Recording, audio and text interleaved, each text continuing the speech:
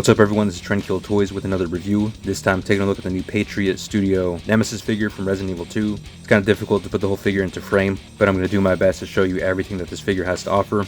So the first thing I want to point out is that this figure is actually pretty tall. On the camera it doesn't really show up that well because of the angle. He's pretty close to 9 inches. Not really 100% sure on how tall he's supposed to be, but I'll show you size comparisons towards the end of the video. Here's the box right here. Mine did rip on the corner right here.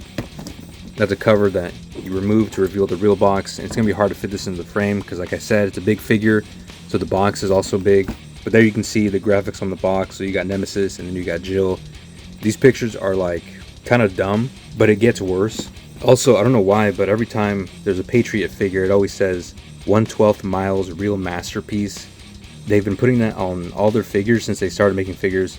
I have no idea what that's referring to. If you guys know why they're putting that there, let me know in the comments. But anyways, there's the side. There's like a bunch of writing there. Just a warning to take care of the figure and stuff like that.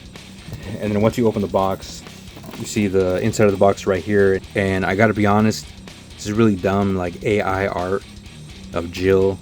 And then you have like a monster.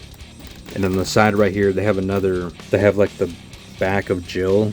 It's kind of a weird pose. I'm not sure what they're going for there. But that's everything noteworthy about the box. Besides that, you got the plastic tray.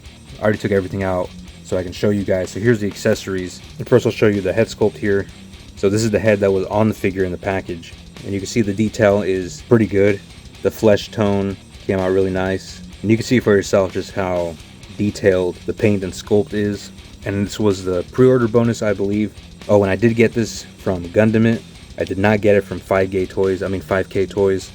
Not really sure where exactly this shows up in, but it is pretty cool. We also get a few tendrils.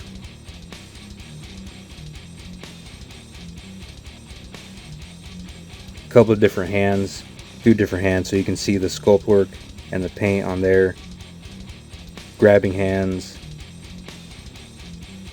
And again, the same amount of detail is on all the hands. Different posing options, things like that for the left and right hand. Trigger hands for the giant rocket launcher that it comes with, and then also a rocket or missile. And the arms at the base of the missile are articulated, so you can swivel them down.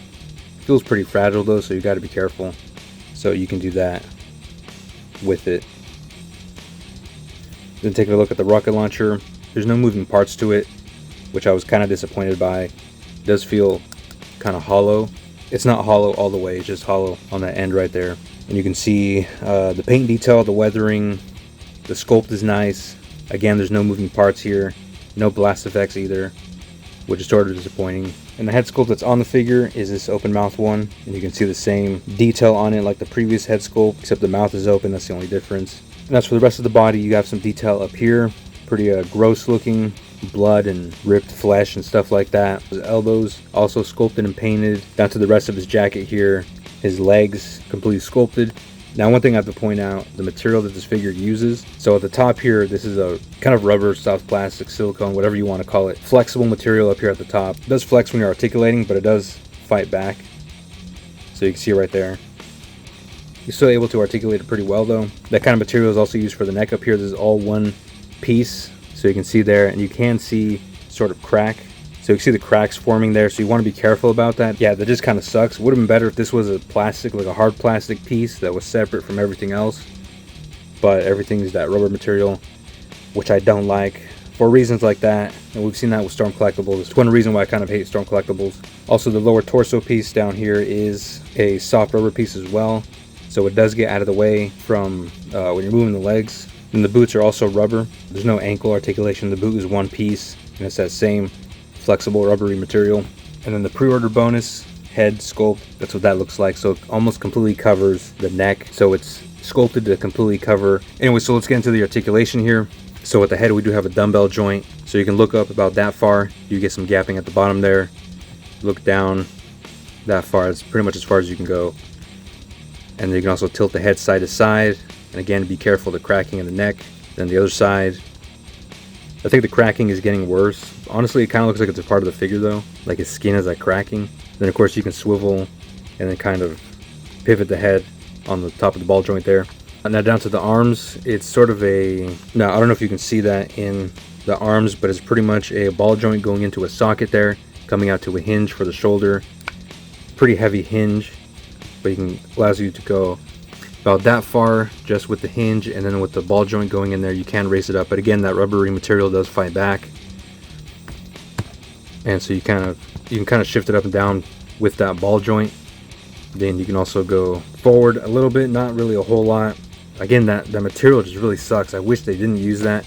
Honestly, I wish like every company would stop using that, because it's just not as good as using a decent plastic.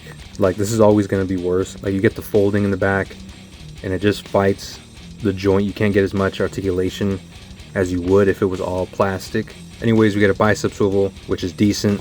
There's kind of you can sort of see a flat spot right here where the shoulder connects to the bicep. Maybe the bicep was supposed to go up a little bit more. That does break up the seamlessness of the figure. But then down to the elbow, you do get double elbow. It's not bad. It's pretty good for a figure like this, and you do get a decent amount of range out of that.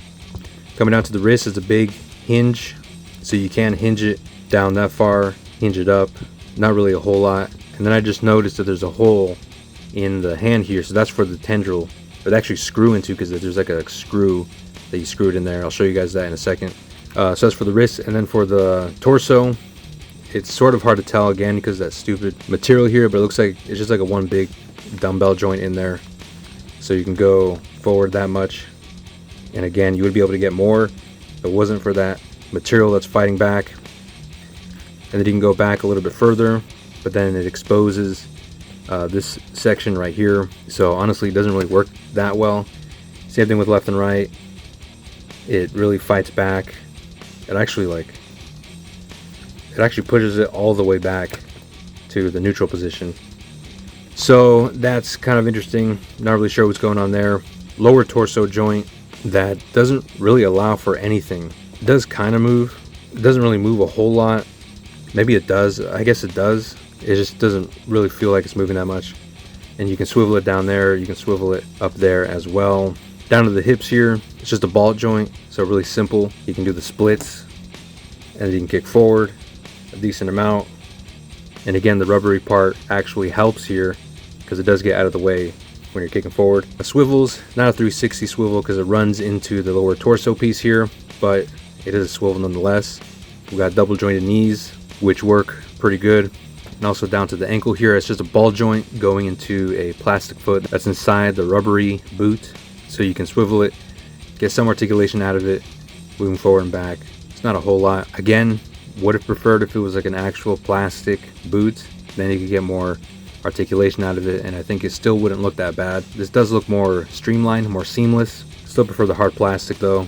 So that's the articulation of the figure. Let's see if we can get the tendrils onto the hands. So it looks like this specific hand is for the tendril. So there's the smaller tendril, and there's what the other tendril looks like. Doesn't really screw into the hand. I just kind of forced it in there, but I guess it doesn't look too bad. It's not bendy or anything. For me, this is the best part right here when he's holding the rocket launcher. So that's pretty cool. Again, no blast effect, but this is really cool. And also, this is like in Marvel vs. Capcom 3, where Nemesis uses the rocket launcher as one of his attacks. Now let's move on to some size comparisons. Obviously, we'll start off with some Resident Evil comparisons. Here's the Licker also from Resident Evil 2. This is also from Patriot Studios. It's pretty short there. And then if we stand him up all the way, still shorter than Nemesis. Patriot Studios Resident Evil 4 Leon, the remake one.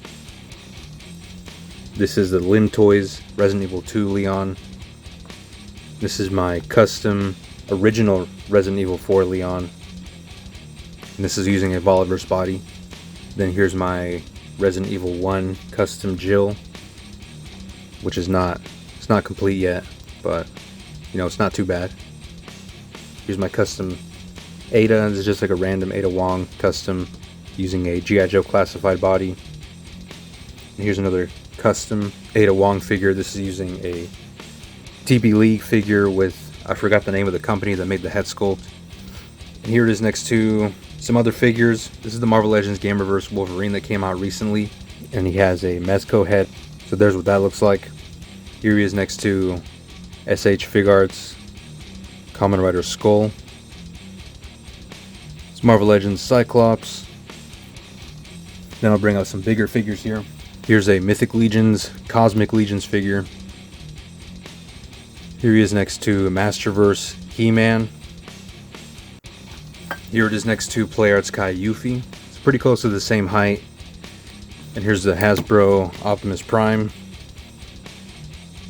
Here it is next to my custom Immortal Hulk. And pretty close to the same height. So I'm not sure if Nemesis is really supposed to be that tall.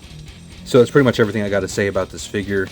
There's a couple things holding it back, but it's definitely an essential character. Let me know what you guys think about this figure in the comments. That's all I got to say. So I'll see you in the next one.